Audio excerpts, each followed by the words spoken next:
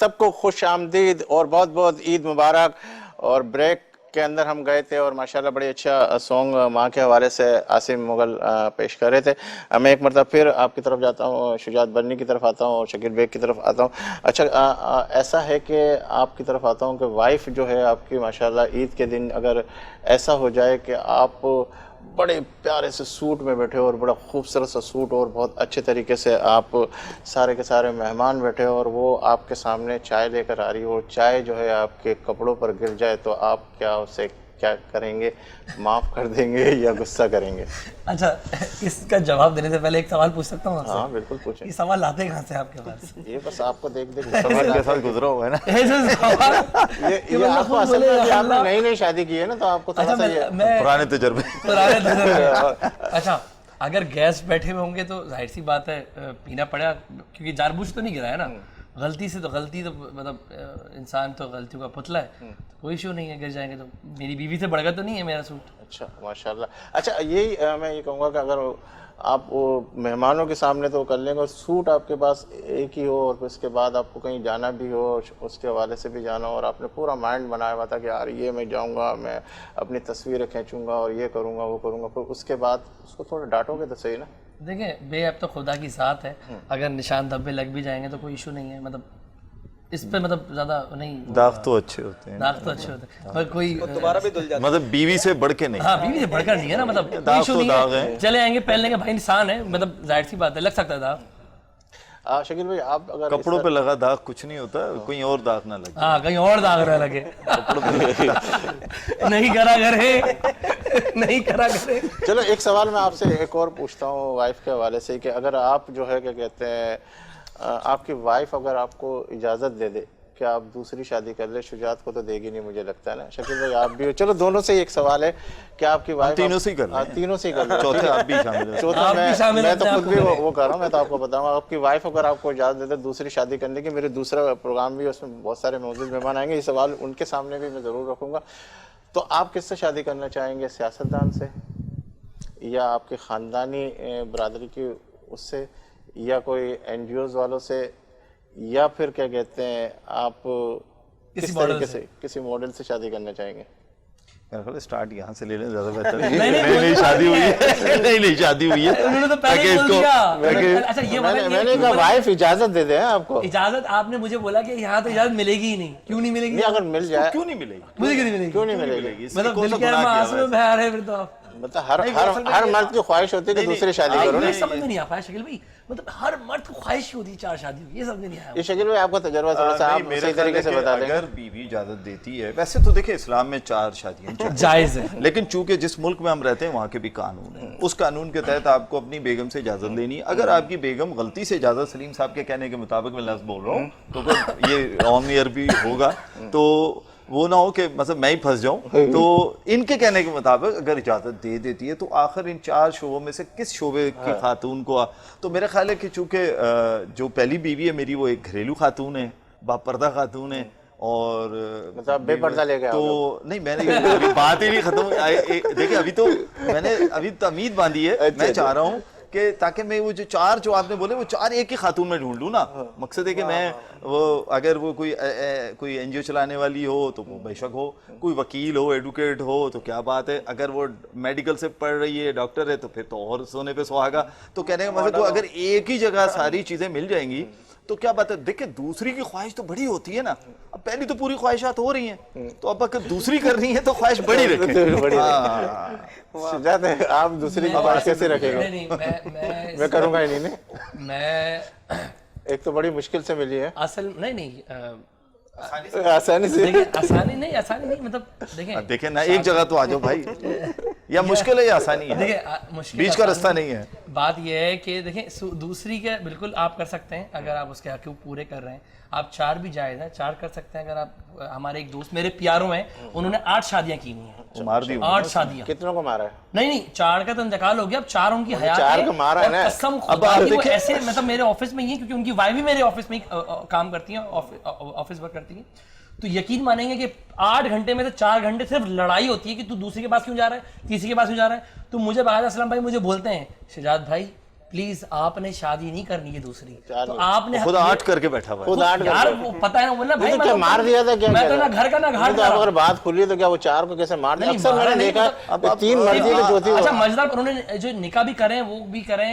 तलाकी याफ्ता से, बेवा से, जिनके बच्चे थे उनके बच्चों की भी वो परवरिश कर रहे हैं माशाल्लाह। मतलब एक मोरल बता रहा हूँ आपको मैं ना, कि उन्होंने अपने मजे के लिए या अपनी ख्वाहिशात के लिए नहीं करी, उन्होंने घर को आबाद करने के लिए, किसी की घर को रखने के लिए शादी करी है। तो उनके बच्चों को भी माशाल्लाह वो पाल रहे हैं, उनकी जो बच्चे हैं उनको भी पाल रहे हैं। मतलब एक अच्छा स्लोगन दे रहे हैं वो। जरूरी नहीं है कि शादी अपने मजे के लिए की जाए।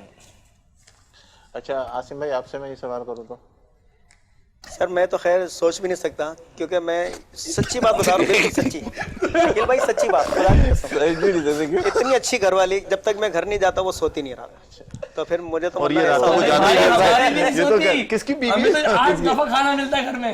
नहीं मतलब हर तरह से ख्याल रखना, तो फिर ख्वाहिश तो जब हो ना कि जब मतलब घर पे मैं आऊँ तो बने भाई, तो ये वाली- ये- जवाब पर दोनों के घर पे जाकर बेलन डंडे पड़ने वाले। नहीं तो ये- बता दूं मैं तुम्हें, ये तुम्हें बोलते यार। ये दुनिया का नहीं, मुझे कोई लगता है नहीं वाहिद पड़ना। आदमी है जो ये कह रहा है कि मेरे मुझे क्या कहते दूसरी अब शादी आप- की वो मैं है। बताता हूँ सच्ची ना। बात है, मैंने इस बात की आसिम सही कह रहा है। वजह ये है कि देखें, इसने रात को जाना होता है 3 बजे 4 बजे, कसम। तो अगर ये ना कहे तो ये बेचारा घर में कैसे जाएगा? इसने वो मार्जिन ले लिया। अच्छा मैं अपनी तरफ आता हूँ। जैसे अभी आपने कहा कि यार ये सवाल मैं अगर आपकी तरफ भी करूँ तो कैसा करूँगा। अभी लॉकडाउन का आपने देखा, पिछले से पिछला यानी जो पूरा फर्स्ट स्टेप जो गया था, उसके अंदर तमाम मर्द जो है घरों के अंदर थे और बड़े बेजार हो गए थे, घर वाले भी खाना पका के भी ये करके। मैं आपको बहुत अच्छा एक वजीफा दे रहा हूँ और ये वजीफा आप जो है ना इस्तेमाल करेंगे तो घर वाले भी खुश होंगे और आपको हर चीज़ जो है ना बड़े तरीके से, बड़े एहसन तरीके से मिलेगी। वो क्या करना है कि आपको दिन में जो है ना कम से कम 3 मरतबा नहीं 2 मरतबा तो लाजमी इस्तेमाल करना है ना। मैं आपको बता रहा हूँ और ये बहुत काम की चीज़ है। मेरे नाज़रीन भी सुन रहे हैं, अगर आप सब के सब जो कोविड-19 के हवाले से जितने भी मर्द घरों के अंदर है जो परेशान है और जिनकी बीवियाँ उनको कोई भी ट्रीटमेंट अच्छे तरीके से नहीं कर रही कुछ खाने के लिए और उसके लिए कि भाई कब मार्केट के अंदर जाएंगे और कब बाजार उसमें जाएंगे अपने अपने कामों के ऊपर, उसके लिए बहुत खूबसूरत सा नुस्खा दे रहा हूँ। सुबह और रात को करना है और उसको कहना क्या है, मतलब 7 मरतबा उसे ये कहना कि तुम बहुत खूबसूरत लग रही हो। 7 मरतबा उसे ये कहना है कि बहुत खूबसूरत लग रही हो और फिर उसके बाद 3 मरतबा उसे कहना है कि खाना बहुत अच्छा पकाती हो, खाना बहुत अच्छा पकाती हो। और 4 मरतबा उसे ये कहना है कि आप बहुत पतली हो गई हो और 4 मरतबा ये कहना है कि काम करके आप थक जाती हो और 3 मरतबा ये कहना है कि अपना ख्याल रखा करो और 3 मरतबा ये कहना है कि एक काम वाली रख लो और 3 ही मरतबा आपको कहना है कि अम्मी कब आ रही है, हालात ठीक हो जाए तो उनको लाजमी अपने घर पे बुला लेना। ये नुस्खा अगर आप करोगे तो आप देखेंगे आप कैसे करेंगे वो वाले आप ऊपर? सुबह और रात को मेरे नाज़रीन देख रहे, जो सिर्फ आपको ही नहीं बता रहा, मैं अपने वो तमाम नाज़रीन को बता रहा हूँ जो घरों के अंदर अपनी बीवियों से परेशान है। अगर ये नुस्खा करेंगे मैं यकीन से कह सकता हूँ कुछ लोग मतलब कि- छोटी भी तारीफ करते हैं। हाँ झूठी तारीफ करते हैं। झूठी जैसे बता आप- रहे हैं, वो सच्ची थोड़ी बता रहे हैं। वो सच्ची थोड़ी बता रहे हैं, वो आपको कह रहे हैं ये करें। आप करो, आप कह रहे हो ना कि आपको मुझे दूसरी शादी का खुद ब खुद आपका दिल करेगा ना।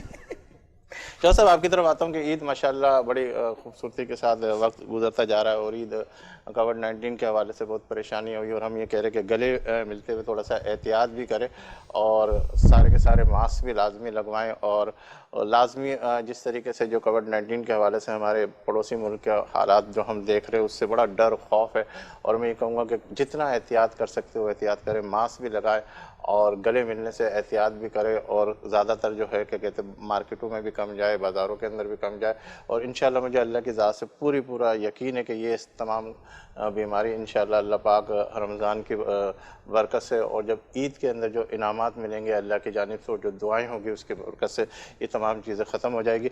तो मैं ये कहूँगा कि ईद जो आप लोगों ने जो मना रहे हैं और माशाल्लाह पिछली ईदें गुजरी और अभी की ईदों के अंदर जो प्रॉब्लम्स आ रही है, तो क्या समझते हैं कि अब जो है हमें ईद किस तरीके से मनानी चाहिए? रमज़ान का महीना भी गुजर गया जो हमें सारी सब्र की और उसकी तमाम तलकीनें करते हुए गया, तो आइंदा आने वाले थोड़ा सा फिर वापस थोड़ा हंसी मजाक से हट के मैं सवाल की तरफ आ रहा हूँ, थोड़ा सीरियस, और फिर मैं एंड की तरफ जाने लगा हूँ और आसिम से हम आखिरी का सॉन्ग भी सुनेंगे।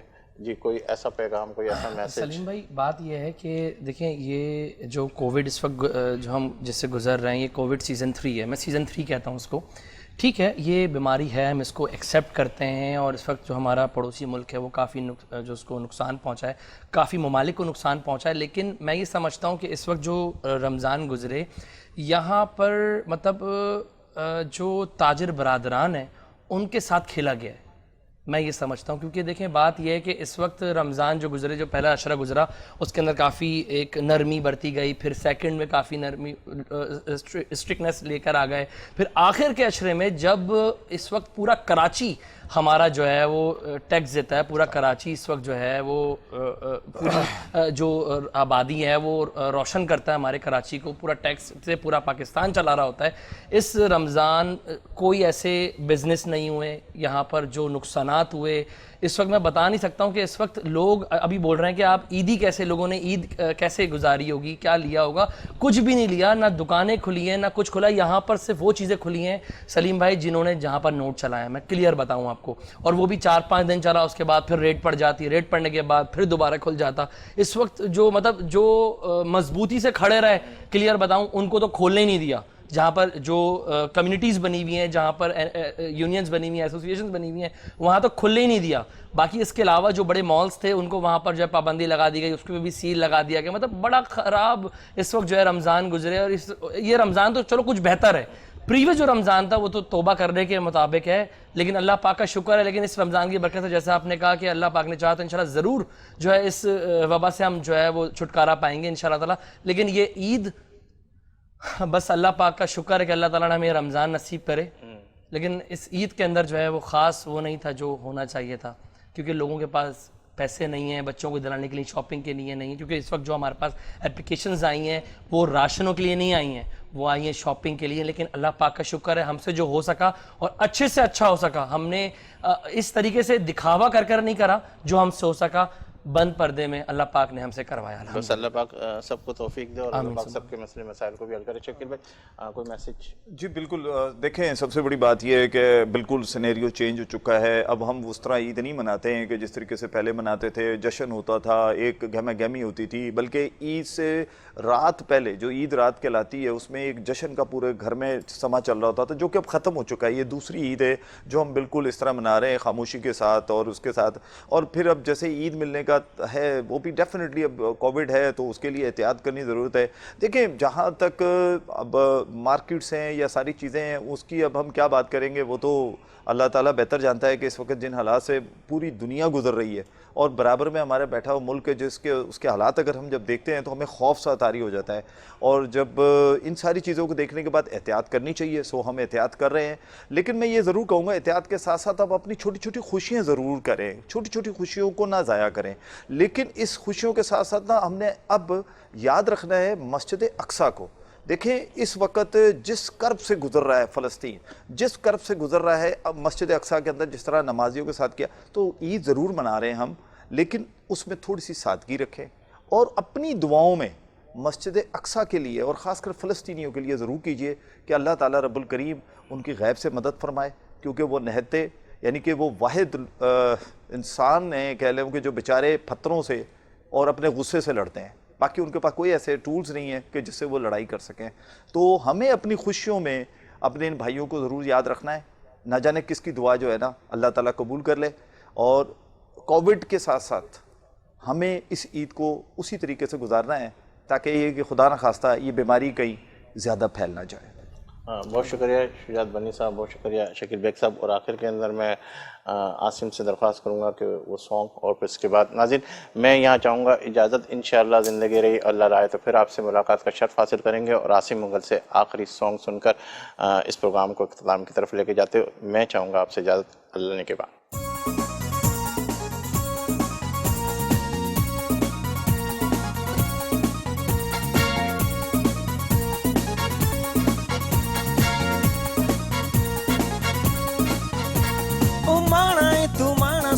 यार जो है कुछ भी होवे ओ साडा प्यार जो है, क्यों ढोलेदा क्यों मायेदा गिला कराओ मैं ते लख वारी बिस्मिल्लाह करा जी, बिस्मिल्लाह करा जी, बिस्मिल्लाह करा। ओ माना है तू माना सही यार जो है,